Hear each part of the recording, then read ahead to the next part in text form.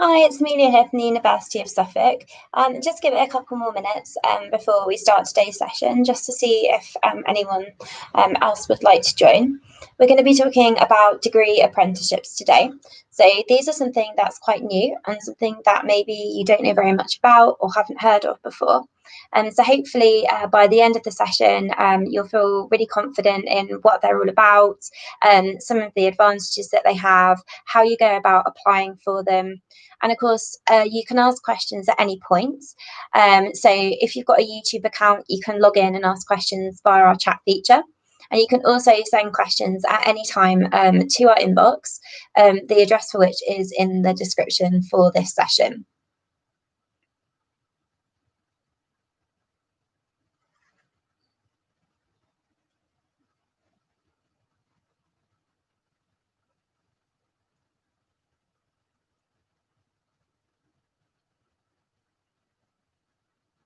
Okay, so I can see that we've got a few people watching, so we'll make a start on this session. Don't forget to use the chat at any point. I'll come back to you with an answer as quickly as I can. So what are higher and degree apprenticeships? So as I said, the scheme is something that's quite new. So it might be something that you haven't heard of, that you maybe have heard of, but you don't know that much about.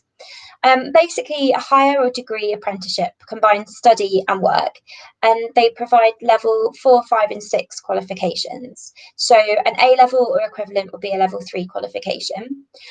Something like a higher national certificate would be level 4, and that's the equivalent of the first year of a degree. Higher national diplomas and others are level 5, which is the equivalent of 2 years of degree study.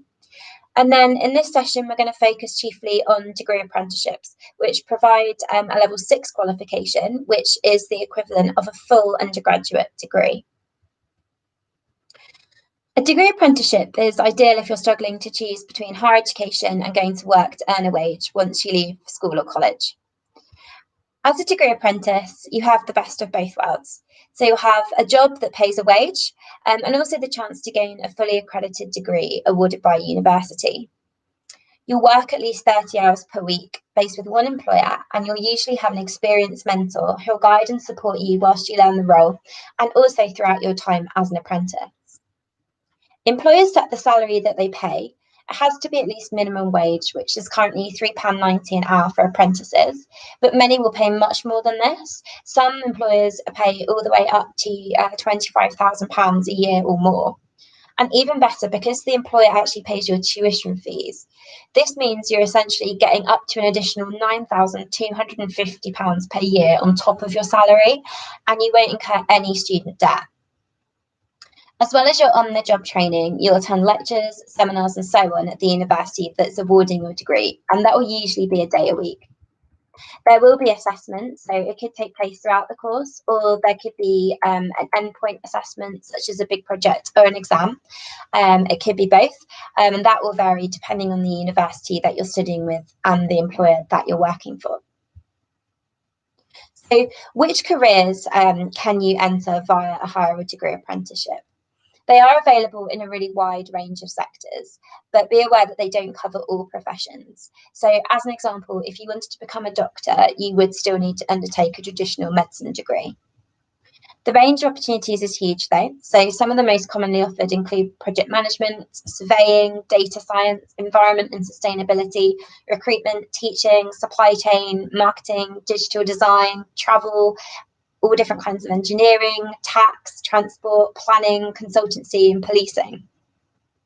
There are lots of apprenticeships and offering career areas that perhaps you won't have heard of, so do be open-minded when you're doing your research.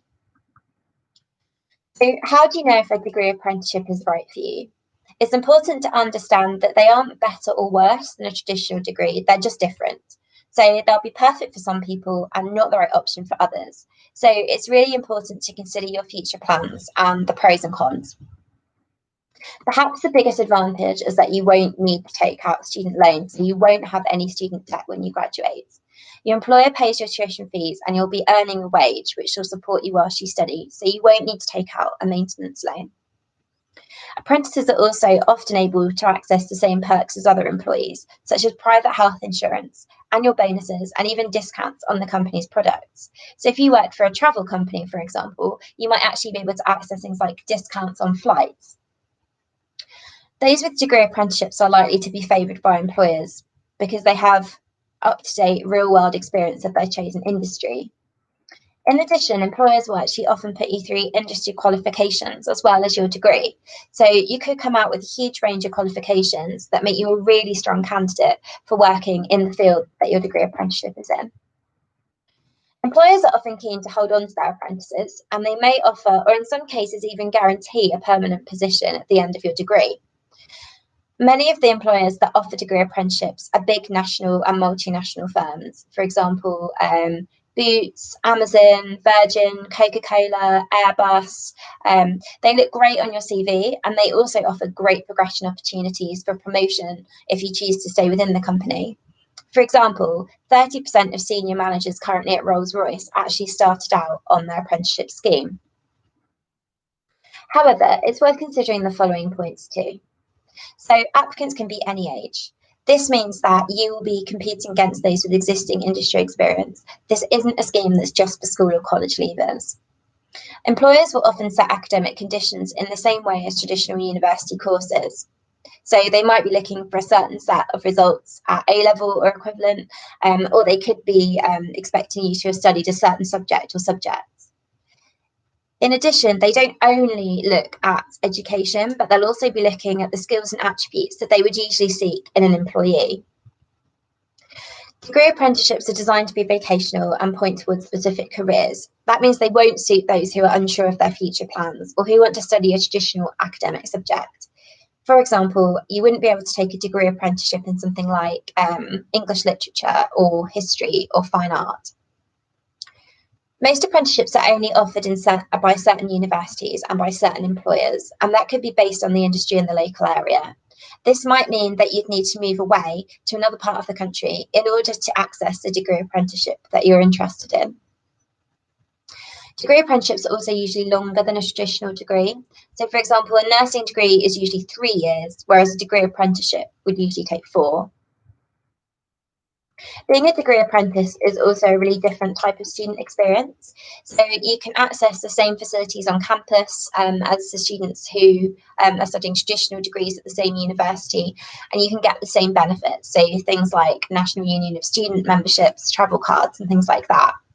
But apprentices typically don't live on campus, and because you'll be working full-time alongside your studies, you might find that you have less time to socialise. Bear in mind, though, bigger companies will often take on large numbers of apprentices, so there'll still be lots of opportunity to make friends. How to actually go about applying for an apprenticeship? There's actually no one source at the moment for finding degree apprenticeships, but try looking at the .gov website, Rate My Apprenticeship, or Amazing Apprenticeships. The links for those sites can be found in the description box for this video. These websites allow you to filter apprenticeships in different ways. So you could look for a specific career, company, salary, or area of the country. And you can check out reviews from current and former apprentices, and also have a look at company profiles. The key time for employers to advertise degree apprenticeships is September to February, although some do recruit at other points in the year. If there's a particular company you're interested in, please make sure you check when they'll be advertising. Unlike applying for a traditional degree, you'll be applying direct to the employer and not via a system like UCAS, though you can apply for traditional degrees via UCAS at the same time as applying for degree apprenticeships. There's no limit to the number of apprenticeships you can apply for, and you can still use your 5 UCAS choices to apply for traditional degrees. Then you can see which offers you're made and make a decision at that point about whether you'd like to do a traditional degree or an apprenticeship. Whereas only some traditional degrees interview their applicants, almost all degree apprenticeships will, and you might be asked to attend an assessment centre where you'll complete different tasks alongside other apprenticeship candidates to assess skills such as teamwork, planning, communication, and so on. A degree apprenticeship is a job application, and it's very different to university personal statements. You'll need to put together a professional CV and covering letter, which should be tailored to each application. The employer will want to see skills that will make you a good employee in addition to a strong academic record.